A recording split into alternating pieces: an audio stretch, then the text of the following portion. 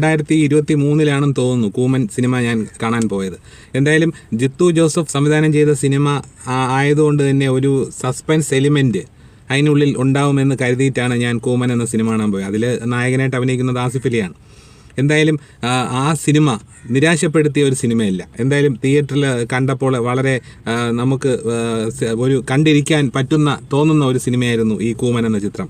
അതിലെ ഈ പോലീസ് ആയിരുന്നിട്ട് കൂടി ഒരു കള്ളനായി മാറുന്ന ഒരു കഥാപാത്രമാണ് ആസിഫ് അലി ചെയ്തത്. എന്തായാലും ആസിഫ് അലിയുടെ ആ ക്യാരക്ടർ എനിക്ക് നല്ല പോലെ ഇഷ്ടപ്പെട്ടു. അതിൽ ആസിഫ് അലി ഒരു നല്ല, അതായത് അഭിനയത്തിൻ്റെ ഒരു ബാലപാഠങ്ങളിൽ നിന്നും ഒരു മിനുസമാർന്ന അഭിനയ തലത്തിലേക്ക് ആസിഫ് അലി മാറി എന്ന് എനിക്ക് കൂമൻ സിനിമ കണ്ടപ്പോൾ തോന്നി. ഒരു സസ്പെൻസ് സിനിമയാണെങ്കിലും ആ സിനിമയിലെ ആസിഫ് അലിയുടെ അഭിനയം ഒരു പടി മുന്നിൽ നിൽക്കുന്നതായിരുന്നു. 2024